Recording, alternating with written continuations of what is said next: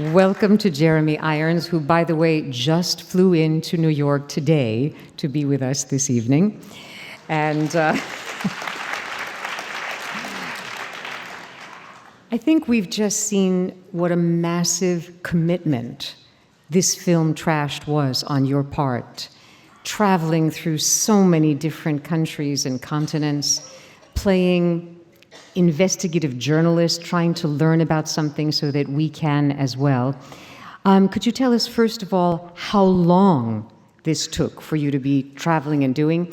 And second, how did it originate? Was this something that you brought to the director, Candida Brady? Did she come to you? I wanted to make a documentary. I was being asked to do a lot of documentaries, and I didn't think any of them were particularly interesting. And I thought, well, if there's an interest in me doing that, then let's find something which really needs to be talked about. And Candida Brady, we actually, first of all, we thought of making a documentary about Romany gypsies, because I'm very interested in the difference between people who move and people who settle. But nobody bit that at all. And then Candida, who is a mother and is actually far more aware of these things than I am, because I sort of live in a little place in Cloud Cuckoo Land most of the time. She had been very aware of statistics like children being born with 232 man-made chemicals in their umbilical cords, which had nothing to do with the mother, which is things the mother had taken in, and she was very worried about what was happening to our health. And that focused her on waste. And she said, well, you know, I've got an awful lot of experience and statistics about waste. And I said, well, tell me. And we sat down and she began to educate me. And I said, but I don't know any of this. And if I don't know any of this, then I bet a lot of other people don't know any of this. And this is actually appalling. There's a film here we have to make. And so that was really, it was her suggestion, her leading me into this that pushed me in this direction. But like anything, when I find a story that I think is important to tell, whether it be fictional or whether it be, in this case, a documentary, my instinct is to get right behind it and learn myself. And I said to her, because she wanted to do it for television, I said, no, let's try and do it as a feature, because it'll have longer legs as a feature. It'll have a bigger life. And I said, I don't want to just, I'll help you structure it. I should appear in it as the sort of, as the audience member, as each one of you who doesn't know and who wants to ask the questions. So let it be me there asking those questions. Let's have him on screen. And then we had to find ways. I mean, you say, how long did it take? I suppose we shot over about 4 months, and I would go when I could between films. She'd say, I say, I have a 2-week gap. She said, all right, well, we can do Iceland and Lebanon now. And so we'd get in a plane and go there. But it was quite difficult because I was in the middle of a fairly busy filming year. And then, of course, she put it together, and I looked at it, and I sent it to my friend Vangelis, and I said, would you ever, for favor, write some music for this? And he was wild about it. He said, this is extraordinary. He says, too many words in it. Can't you cut some of the words out? I said, well, yeah, we'll try and cut some of the words out, but in the gaps, could you write some music? And he complained endlessly about the words, but he managed to fit a bit in. I wish there was more of his music, because it's fantastic. He's actually released the album already, of the other music that we didn't have a chance to fit in the film. And I just want to remind everyone, Vangelis is the composer of, among other things, Chariots of Fire and Blade Runner, one of the really, truly great film composers of our time. 1492. That too. Yeah. I finished. And was there a script that you pretty much stuck to? For example, the film really begins in Lebanon and ends in San Francisco. going from one of the most horrific embodiments of the problem to the beginnings of a solution. Was it shot in that order? Is the film representing your own trajectory chronologically? Pretty well so, although Indonesia was after everything. But I think actually one of the things that perhaps we could have made more interesting, but it's always a question of budget, is the sort of chapter nature of it. It's land, air, water, solution. I was very keen there'd be solution, because I didn't want one of these documentaries that just send you out feeling, oh, what can we do? I wanted a documentary that fired you up, made you angry, and then sent you out thinking, well, I can do this at least. There is a way through this. It's unlike global warming or the economy. Trash is actually something we can do something about, relatively easy, and make some money out of. I mean, it's a fantastic thing. I just don't know why we're not doing it. Well, more and more people are. And I hope that this movie will just be another little nudge to make us make things make a little bit more sense in every way. I mean, I have to confess, and I'm sure, I'm well aware that especially for this audience, a film like Trashed is a rather strange experience on the Real Pieces stage. You're used to seeing fiction films with characters and actors. But I used a little bit of my own experience at the Cannes Film Festival this year, where I saw countless fiction films with excellent actors and good scripts and directors. And the only one that slightly changed my life, and I do mean this literally, was Trashed. Because I started thinking about my own relationship to this issue. And I, who, as some of you know, use many plastic bags, I mean, I just always have bags in my bag, I started thinking about it, and now all the fruit vendors around 57th Street where I live are aware that when I come for my oranges and my apples, I have my own bag, and it's the same bag that I've had for weeks until it completely falls apart, and then I get a new bag. But Annette, you know what you should have? You know there's wonderful little things about the size of a golf ball? Yeah, I know, that opens up and... You open it up and inside there are three wonderful... The one we see in there. Yeah. I know I should. This is what I'm calling my first step personally It's towards... very good. I'm not discouraging it. It's very good. But Christmas is coming, everybody. But, and it'll fit in a stocking really well. And I don't know how many of you are aware, I don't know if you are aware, now that Whole Foods is on the east side around 57th Street, if you bring your own bag or one of theirs that's recycled, you're not only doing a good deed, they give you 10 cents back. So the Whole Foods chain is actually, I think, becoming a small part of the solution. So, you know, how can we complain about that? But back Small step for mankind, but a great, whatever it is, a great step for... It all starts with small steps, Absolutely. as we're all aware. Yeah. But I'm also fascinated by how this film works as a documentary film. It may be only the second or third documentary I've shown in the 25 years or so that we've done Real Pieces. There are images of paradoxical beauty. In other words, on the one hand, it's a horror film. I mean, this is about the most extreme horror film I've ever seen, because the horror comes from within our organic universe, because it's been tainted by the inorganic, so to speak. On the other hand, there are these shots, you know, even of you on that Lebanon beach, a very small figure, the high angle, or the shot of these plastic bags waving on a tree. I was just curious how, when you were looking at footage, did you feel about the tension between the horrific content, the filth, and making images that were striking and would resonate? Well, that was one thing we talked about very early on. I said, trash is immensely photogenic. You know, it's great to be able to shoot it, to film it. It's a very good cast member, trash. If you'd stood beside that dump in Lebanon, though, you wouldn't have enjoyed it, because the smell was horrendous, just horrendous.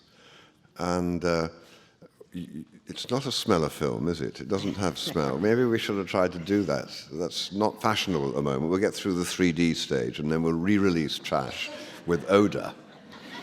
Well, actually, there is some wonderful precedents. It's not just when I was a little girl, there was something called Sentorama. Yes.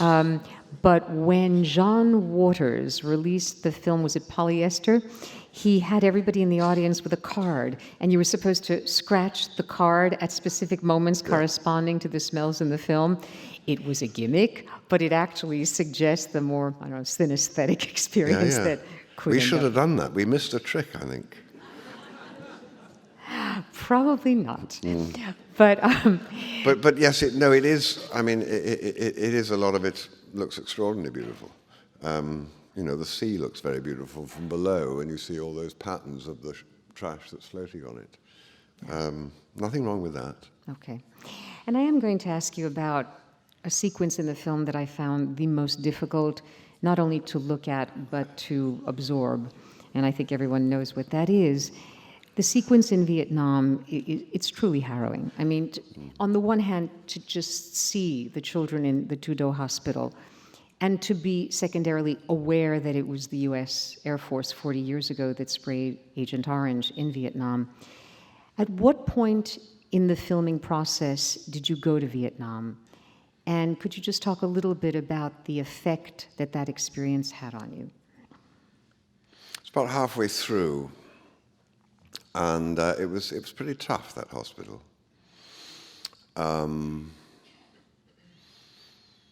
Candy was not sure whether we should push it in the audience's face. But we felt that it was so important that it's very difficult to talk about dioxins, little bits of dioxin in our bodies, sort of 1 part per trillion or whatever. Does it matter? What does it do? Probably won't make itself known to us for maybe 30 years, maybe our grandchildren. Or is it making itself known now? Is that why we have so many allergies? Why we have so many children with DD, DDD, and with dyslexia, and all those things which in my generation we didn't have. I mean, 1 or 2 people, but not so many it's now. So something is changing, there's no doubt about it. But it can't be proved. In Vietnam, you can prove it. The mother we talked to with that little girl without arms or legs, bright little girl, bright mother, poor but bright. I have to say that because of the film, the girl now has arms and legs and will have for the rest of her life.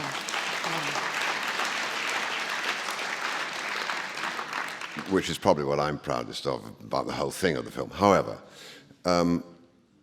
it's, I think, important to see what dioxins do in a concentrated form. And strange enough, in 2002, they discovered an ash heap from a British incinerator that was piled nearish to the road, in the open air, in the wind, which had the same concentration of dioxins as soil in Vietnam that's had Agent Orange sprayed on it. So that's bottom ash from an incinerator. So it wasn't that wild to go to Vietnam and to see what dioxins can do. Difficult for us, but perhaps, I think, valuable.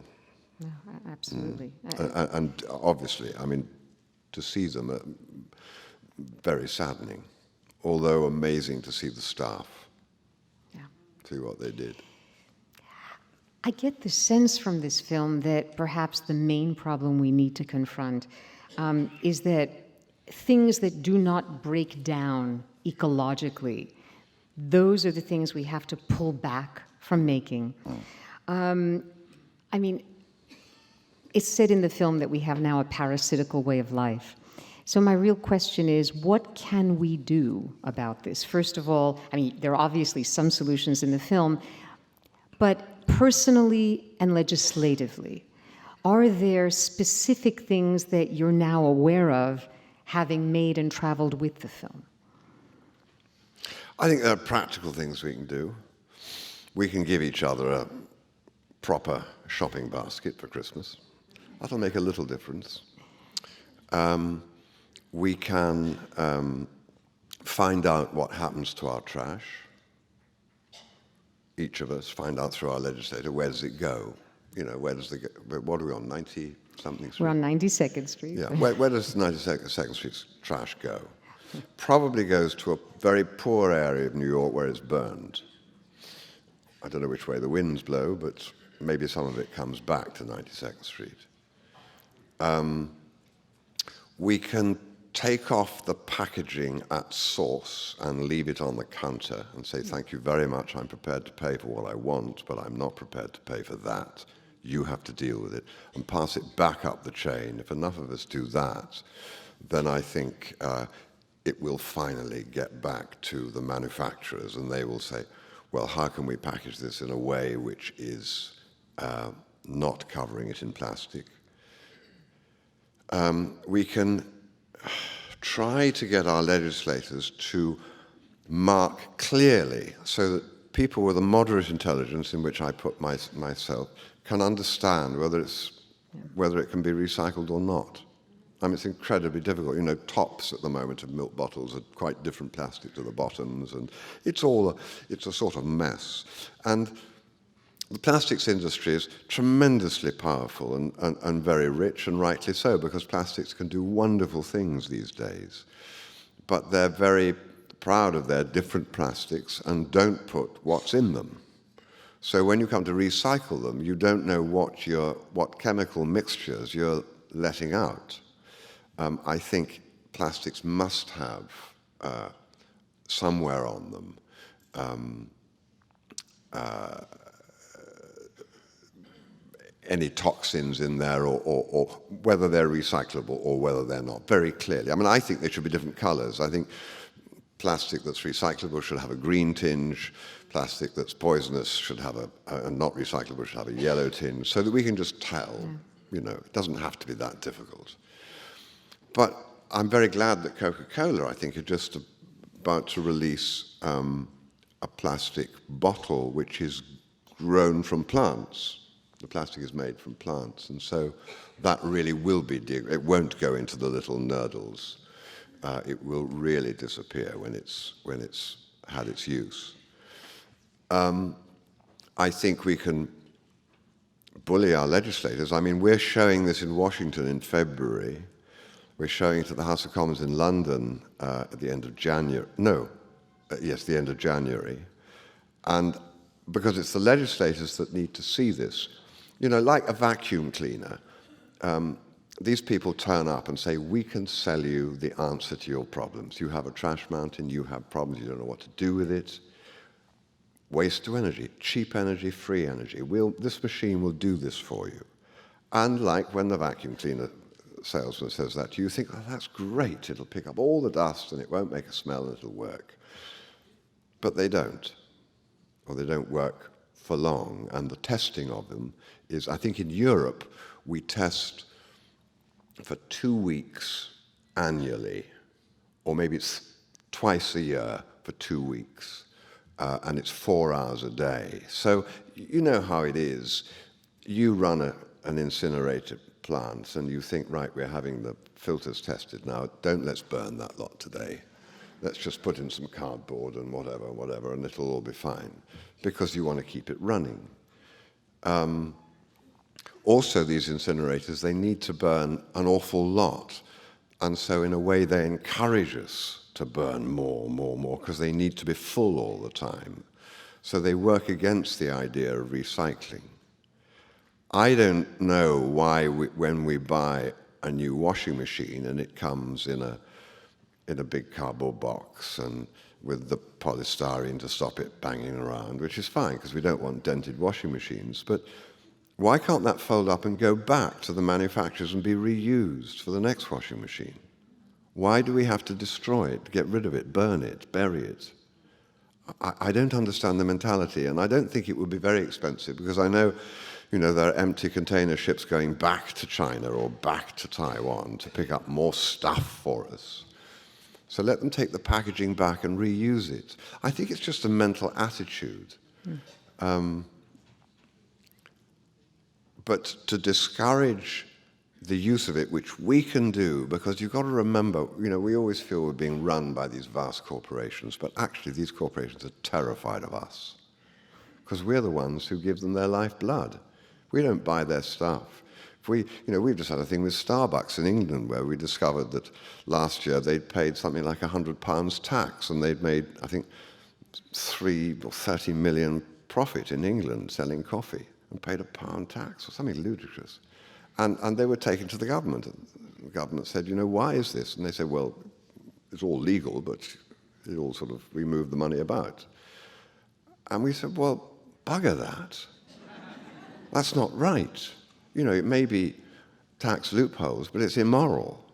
And I think what we have to do is to say to companies, wrapping things and all this packaging is something you might have to do because you have to transport goods for a long way, food maybe for a long way. But we're going to react badly to this. We're going to go more to farmers' markets to buy our food. We're going to maybe choose tomatoes that are not wrapped in plastic, but the tomatoes are free, that are free in a box. I think it's attitude. I think we can change habits. And I think when the legislators see this, they will realize, A, that there's money in trash. Now, we know, this is New York, for goodness sake. There's people who know there's money in trash. There's people making a fortune in trash. The trash is run by the mafia and always has been, and the mafia knows where the money is. So there's some tough people to fight against. And what we have to say is, you have to do it another way now. You have to change it, build recycling plants. I mean, if San Francisco can do it, New York, I think, recycles 15% of its trash. And I think creates 1% or 1.5% of the entire global trash. 15% of that is recycled. San Francisco has just hit 80% recycling. What's so special about San Francisco? I thought New York was the leader of the world. So, things can change, I hope. And you should be at the forefront. And, if each of us do something small, pass it on, get people to see this movie, get thinking about it, it's a very easy problem to solve. And there's money in it. Mm. Actually, I think one of my favorite lines in the film is the quote from Albert Einstein, a clever man solves a problem, a wise man avoids it. Yeah. And then you have that interview with a man who reveals that the real global recycling effort would also result in over 1 million new jobs. Yeah. It seems to me that that's the kind of argument that needs to be made to the people who, the legislators, whatever, because this is a time when the economy desperately needs new jobs, and here's the real way to perhaps ecologically create them. So I'm hoping. You mentioned at one point in passing the term global warming. I was curious in terms of this documentary, how important was the commercial and critical success of An Inconvenient Truth in terms of being the inspiration to your own documentary wake-up call? Well, I think it made you realize there was an audience who would go to the cinema to see a good documentary. And I think before that, we didn't really realize that. You always thought documentaries for television and feature films for the movies. But audiences are questing enough and intelligent enough to actually really want to see something which has the length that you can show in a movie that you can't necessarily show on the television, and that have the power that you get on the big screen. Yeah. We're selling this at the moment all around the world, slowly. I mean, Japan, South America, there's a tremendous interest in it. And I think had we put it out on the BBC, that possibly wouldn't have happened. Yeah. So I think Inconvenient Truth did lead away. No, and I have to confess to you that if I had been watching Trashed, either on television or on a DVD, I might have been able to easily either look away, turn it off. I mean, there's something about the way we can control the small screen. And there are images here that are very deeply disturbing, both in the perception and in the understanding of it. When watching it on a big screen in a theater experience, you can't turn it off, and you can't really deny the cumulative power of the images and the information. So for me, this becomes an intensely cinematic experience in the sense that I am no longer in control of it, and the film is, the filmmakers are, and that is to the good. I believe that. But I know that some people here also want to know a little bit about the other sides of you, which are visible to us on television and in theaters. I'm wondering, because you've been filming the Borgias simultaneously, to what extent was making Trashed not just a compliment, but maybe an antidote to playing, Pope, your character, Pope Alexander VI, on this extremely popular TV series? Well, strange enough, I did Trashed in the middle of other things, in the middle of the Words, in the middle of Margin Call, Beautiful Creatures, which is coming out next year, Night Train to Lisbon. I mean, there were a lot of films, also Henry IV, which I think you'll get next year on the PBS. It was sort of over by the time I went back to Pope Alexander. Although I leave Pope Alexander and go to film festivals to show Trash, so it's sort of, at the moment, ever present. But it's quite a relief to get back to Rome and start just being naughty. I can understand that. And I'm also curious, because you had started out more in theater and the big screen films, but you've had a lot of successes on the smaller screen, not just the Borgias. I recently got to see for the first time the HBO Elizabeth I. It hasn't originally been done, but Helen Mirren playing the monarch. And you have to say Elizabeth I. Elizabeth I sounds like it's a sort of, a lot of movies, Elizabeth II, Elizabeth III, Elizabeth IV. But Elizabeth I. Yeah. Thank you for the correction. I'm such a New Yorker. But that's a film directed by Tom Hooper, a name that we're hearing a lot about lately because he directed The King's Speech, which we showed here 2 years ago, and now Les Miserables. And for the smaller screen, he directed you and Helen Mirren in this wonderful tale in which you're Lord Dudley, who had been the great confidant, friend, lover, perhaps, of Elizabeth. And I'm wondering, for a part like that, and perhaps the Borgias, how much research do you do as an actor? I mean, is it enough to get the script and have a vague sense of the time, or do you actually no, you've engage? you've got to do a lot of reading round. And strange enough, but the Borgias weren't. The problem with the Borgias is that the Pope, those of you watching it, Della Rovere, who becomes the Pope but one after Rodrigo Borgia, they were completely slammed he hated them, and he did a complete nixing job on them. So the history we get sent down now about the Borgias is actually his history, and it's very difficult. We didn't want to. Neil Jordan, who wrote the script, didn't want it to be about rumor. He wanted it to try to find actually how were they. Was Lucrezia this monumental poisoner? Was Cesare this immoral cutthroat? What was the truth? And you can dig around Burckhardt, who was the chronicler at the time. His writings still exist, and you know that they were true because he was writing them on the day.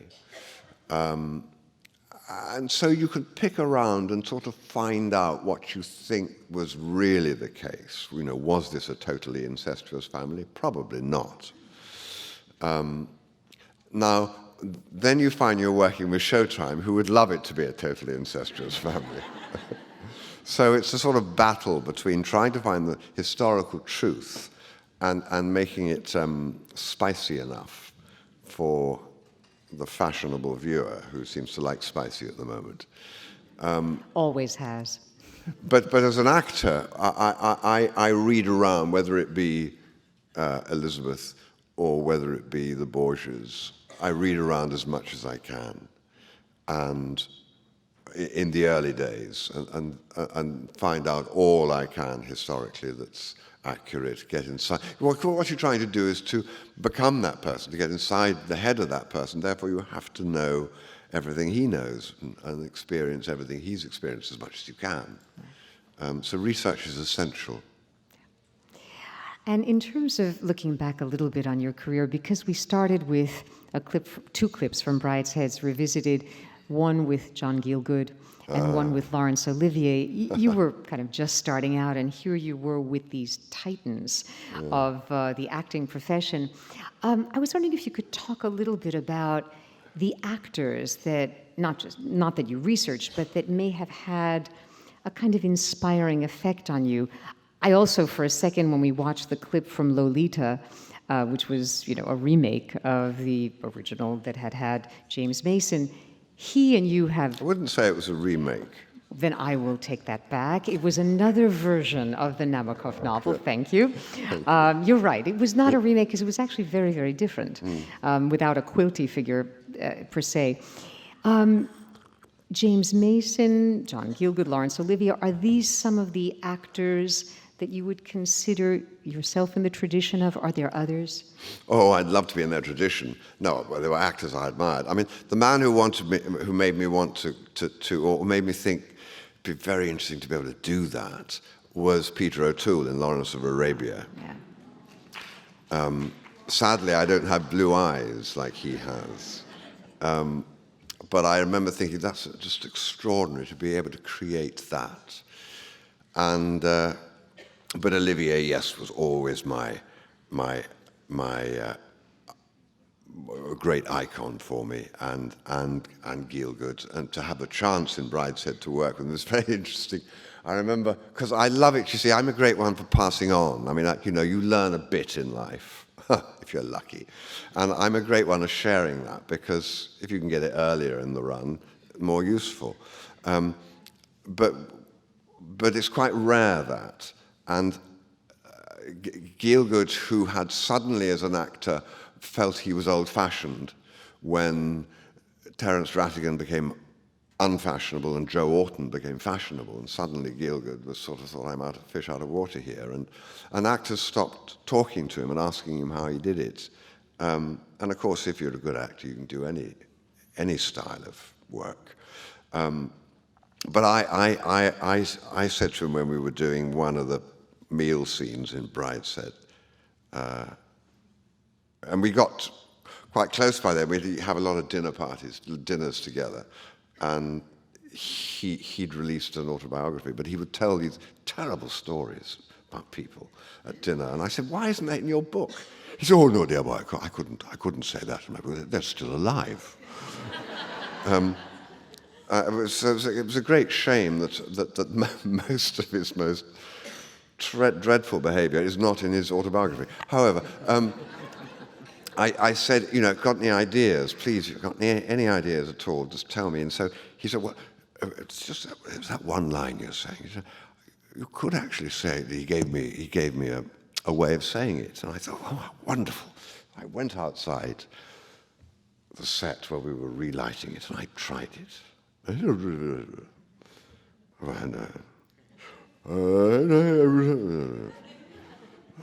couldn't make it work at all. And I realized that actually actors, they can make it, especially somebody as odd as John Gielgud. He can make something work in a way that I could never make it work. Olivier, I remember the first time we rehearsed together. I'd never worked with him before. I'm a huge admirer, but I'd never worked with him before. And it was the scene when he was in bed, and I was sitting beside him. I can't remember what I was talking about, asking him something.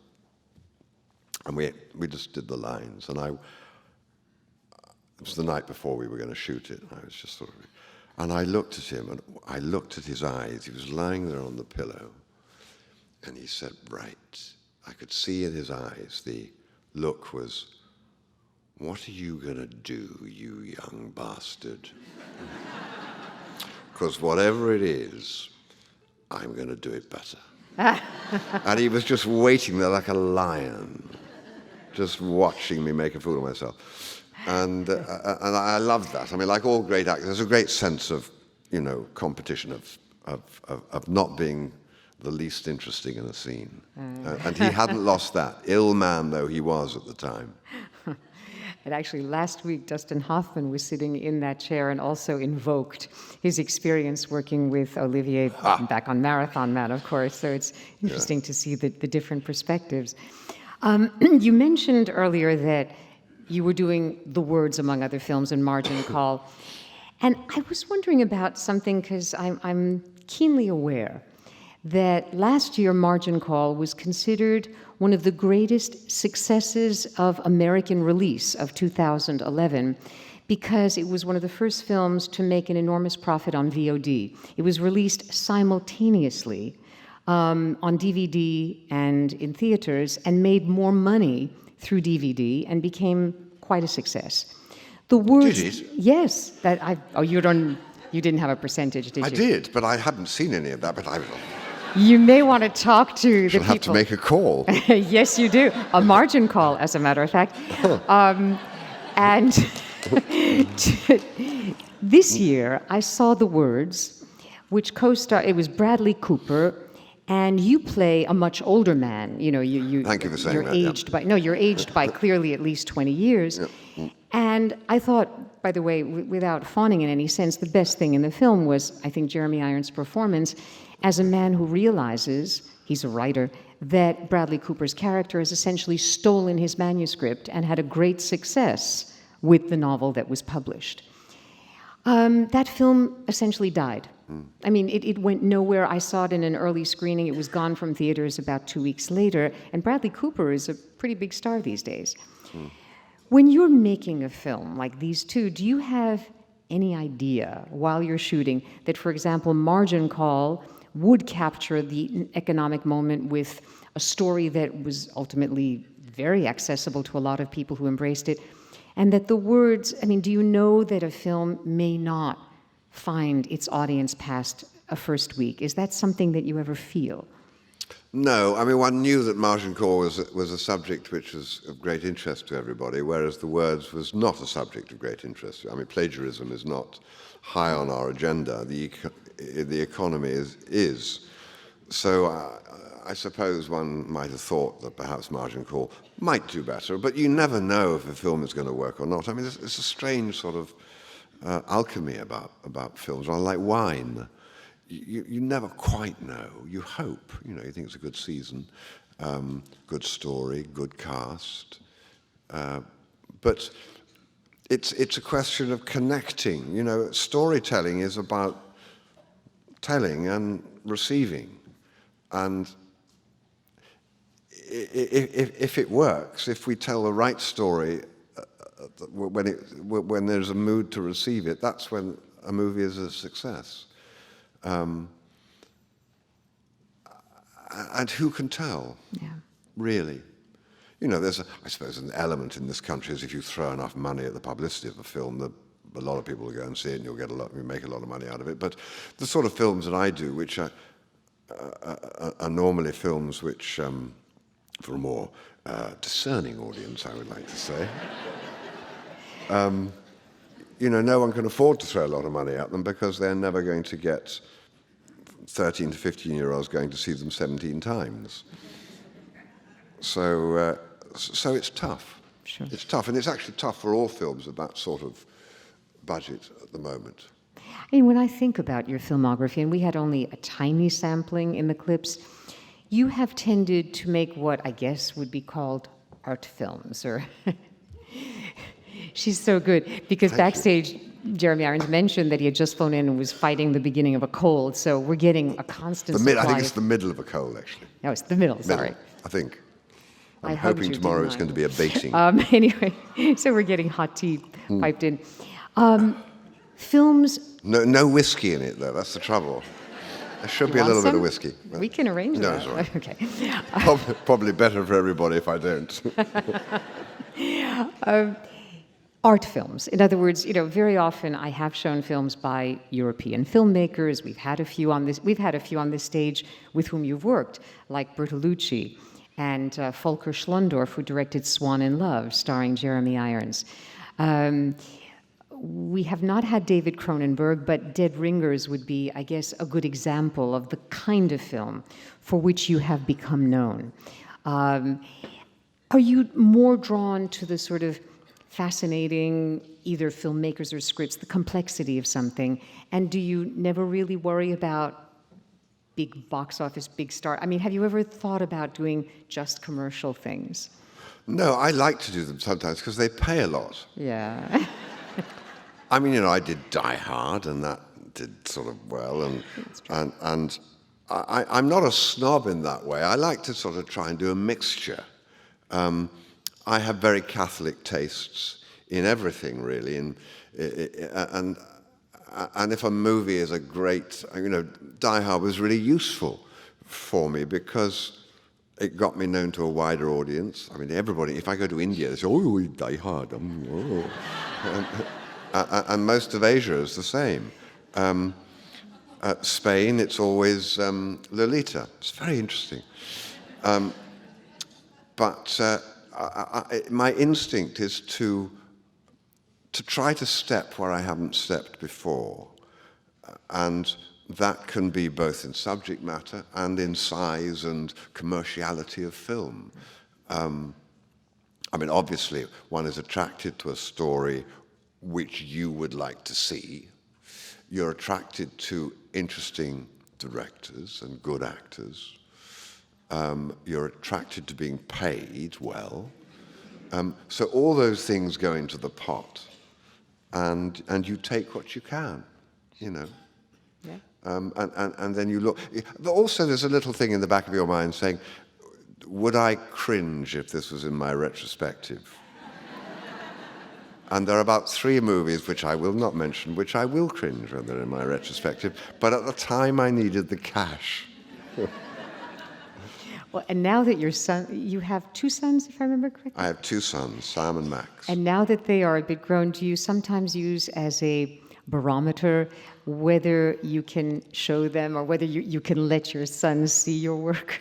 No, they won't see it. Most of them, both of them haven't seen most of it. Okay. No, I was talking to Max the other day, actually. If somebody said, have you seen Damage or something? He said, I don't want to see Damage with their clothes on. So they haven't, most of them haven't, I mean, the boys haven't seen my movies, and fine. I mean, they watched The Mission the other day and were quite impressed. So, you know, there's a few films. I suppose what I should do is to sort of collate the ones they could see and say, listen, there are some good movies there. But I've never done that. Yeah. By the way, The Mission is one of my favorite films of the past 25 years. And Mark, who does the film clips for me, I urged him to let the clip go slightly longer so we could hear Ennio Morricone's music come in, because I think that's one of the most beautiful scores in all of film history. So, yeah, wonderful. I'm going to mention one other title because I watched it again this weekend, and I was amazed at how good, how it stands up. And it's The Merchant of Venice. We saw a little clip with Al Pacino. I was just wondering what it was like, because the first scene is you spitting on Al Pacino's face, Antonio spitting at the Jew, so to speak. And then what it's like to work with someone like Pacino on a Shakespeare adaptation. I was just curious if you could tell us a little about that. Well, we shot it in Venice and Luxembourg, a little bit in Luxembourg, because they've got canals there too, which they built.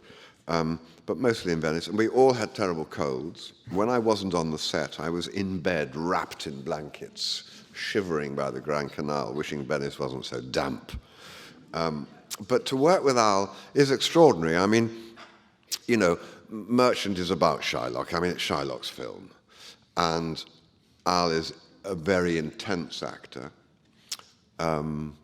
He sucks a lot of energy up. So you have to fight your corner.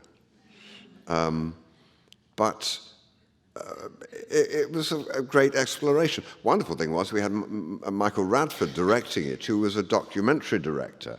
And the great thing about directors who come up through documentaries is they're used to watching things that are real, because that's what they shoot, real things. So if they get a load of actors doing Shakespeare and it's not real, they're not interested. So it's a great discipline for the actors. I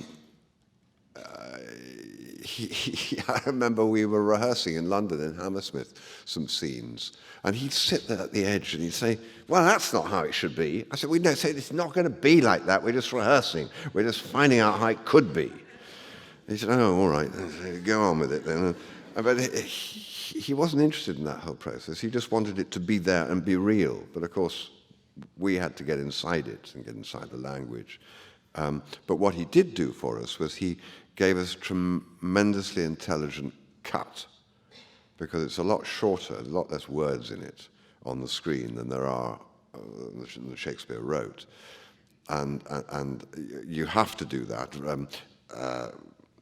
I can't remember his name, but the Henry IV that I've just done, which was directed by Richard Eyre, he once again did an incredibly intelligent cut, which just lessens that enormous amount of verbiage, which you can deal with sitting in the theatre for 3.5 hours, but you can't deal with in a movie, and don't need in a movie, because a movie shows so much more. You don't have to describe so much. And you can get much closer to the actors, so you can sort of see what they're feeling rather than having them tell you what they're feeling, which you sometimes get in Shakespeare. So to work with Al on that, it was a tremendous experience. I think he wants to do, did he talk about this? He wants to do a Lear, I think, now, film a Lear. I wouldn't be surprised. He's getting to that age where he can. Yeah. And I remember he sat in that chair a few years back when we showed Looking for Richard, which was that's one of the few documentaries, in quotes though, that I've shown about his own efforts to make Shakespeare more accessible to young people using a wide range of actors in that process. So it works too. You mentioned that you had also shot Beautiful Creatures, which I know is coming out in February. This is a film directed by Richard LaGravenese with Emma Thompson and Viola Davis. Yep. Since it's actually in a few weeks, what is that? What can we look forward to? Oh, well, if you're sort of 13 or 15 or 16, maybe you'll go and see it. I don't know. Okay. I haven't seen it. I'm going to see it next week. So I can't really talk about it. It's about witches, warlocks, and set in the South, in Virginia, about different levels of reality. I can't really yet talk intelligently about it. It might be a load of fun. I don't know. It's based on the books. There are books of those called Beautiful Creatures. I think there are 3 books. I play somebody called a caster. I quite understood what a caster was, but he's not quite normal. I know that. It was a journey of discovery into that métier. Not sure it's a métier that I'm entirely comfortable in, but it might be a great success or it might be a huge disaster. I wait to see. I will judge it myself next week, and the American audience will start judging it from, I think, February. Okay. Mm-hmm. I don't see Twilight films. I don't see the Twilight films, for instance. I mean, that whole sort of area isn't an area of movies I go to.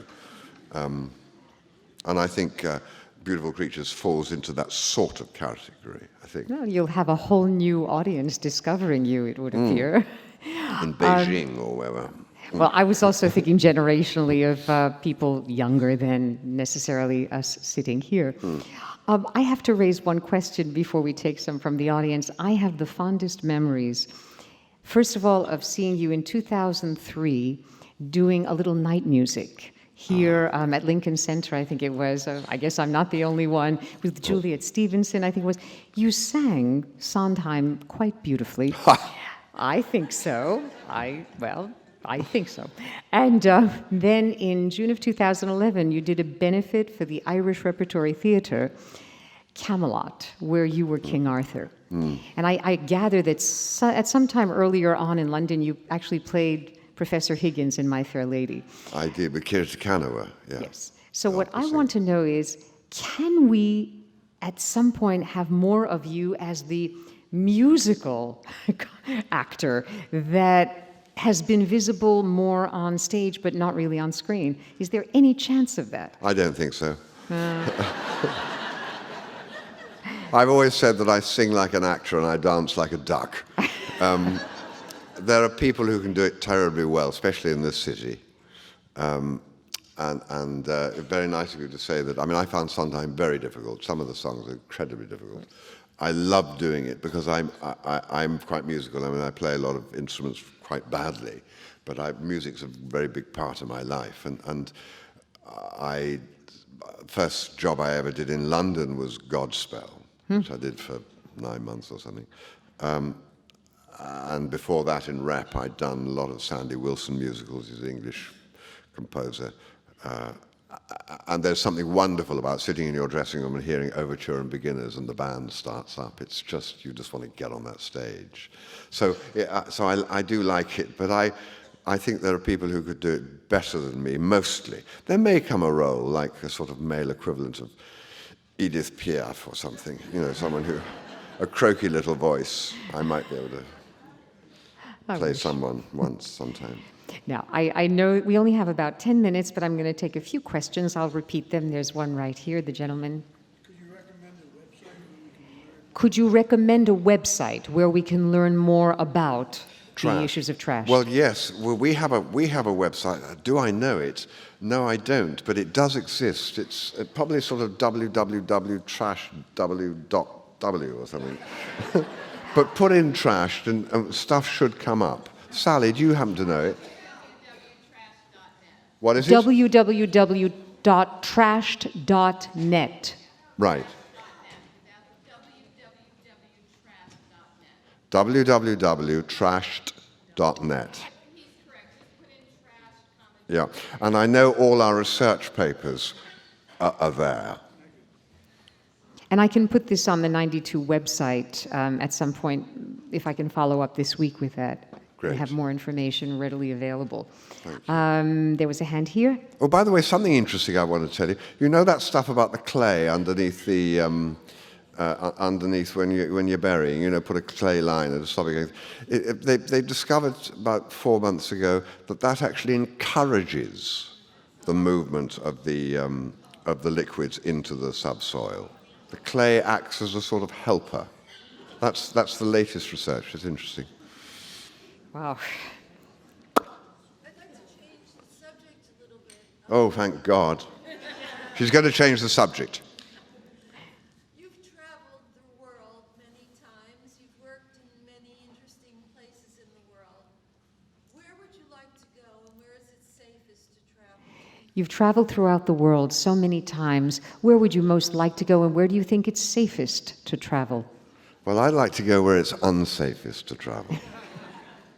Because I think travel is an adventure. And travel should be unplanned, if you can afford the time. The greatest journey I ever did was a 5-week trip around South America where I had open-ended air tickets. So I knew I could get, if I was completely broke, I could get on an aeroplane and get to the next place. But I didn't know how long I was going to stay in the next place or what would happen. And I think that's real travel. I think when which we have to do most of the time because we know we have 2 weeks, and so we get on a plane and we fly out to somewhere hot or somewhere jungular or somewhere with animals or somewhere with something. And we sort of live there and then fly back to our... I don't think that's travel. Travel is opening ourselves to the possibility of disaster, to the possibility of risk, to the possibility of huge excitement, of meeting people you never thought you'd meet, of the unknown. And it has to be dangerous, because things that are unknown are frightening to all of us. We like to, we like to be sort of safe and know where our hotel room is. But if you don't know where you're going to stay that next night, then it begins to get interesting. And if you don't have any money and you have to ask someone, can you give me some food? That's an extraordinary thing. I've had to do that a few times in my life, and it's extraordinary.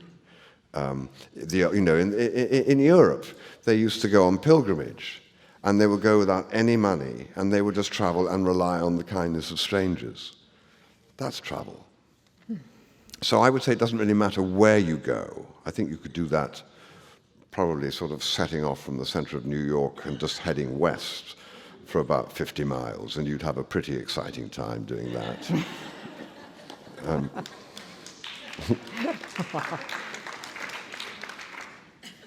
The trouble is that the world is getting more and more the same.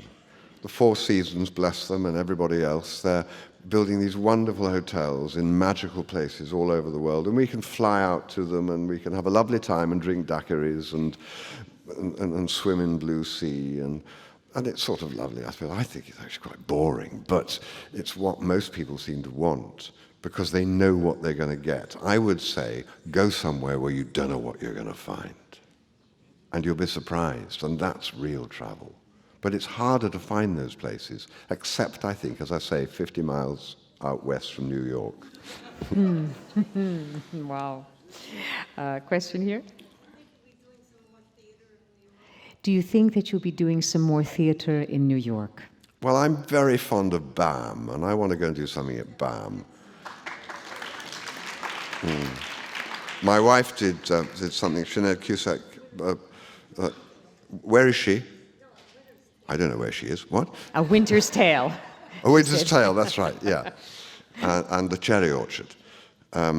So I hope next time that we're talking about doing something, and I don't know what it'll be, but I hope that'll be the next place. I'm a little bit jaundiced about Broadway. Broadway is such a big sort of commercial deal now that it's just lovely to go to somewhere like BAM or the Lincoln Center, where you can do work which doesn't have to please everybody, but can be interesting, you know? It's a friendly place, you said? Yeah, that's true. We have time for maybe one more question, but and if you're in the balcony, you have to yell it. Yes, the gentleman in the balcony? Or is it? One suggestion about the reasonable packaging. If we charge deposits for bottles, you can charge deposits for packaging that might be capable of being reused. Therefore, when you got the washing machine, you would then return the packaging of your deposit, which might be $25. That would then go down the line the same way with the soda bottles and everything else. So you can recycle packaging if you want to do it that way. Second part of the I just want to make sure, did people hear that? It was pretty good about the suggestion of recycling packages the way that we recycle bottles. what did you do with the straw hat? Other question, what did you do with this straw hat? Well, some critics said that I'd obviously picked it off the beach in Lebanon, which I found deeply hurtful, but I understood what he meant. It is at home, hanging on its hat rack, and will be used the next time we have the requisite sunshine required to wear a Panama hat. And I think it's got about another year in it if I'm very gentle with it. Sure. Okay, well, I just want to say, well, all right, we'll take one last question from here and then. You have very distinctive speaking voice and You have a distinctive speaking voice and carriage or manner. Where did you train? Where did I train? I don't know. I just smoke a lot. I sort of speak Southern English. I try not to think about the sound that comes out of there because it's not a useful thing to be aware of it. Carriage, I just try and stand up straight. I trained at the Bristol Old Vic, and I remember my audition. The principal put me in a half Nelson and marched me around the room and said, "Now do the speech, and if I can get you to stand up straight, I might be able to get you employed." And so, because like all tall people, I slouch, you know, not sitting well now. My carriage is what it is. And my voice, I don't know. I think it's the cigarettes. I think it's a little more than that, but I'm also going to suggest that if you were merely the wonderful actor that we know you are, we would be very happy to be sitting here and talking about the way you work, the history of your roles and relationships to other actors and directors.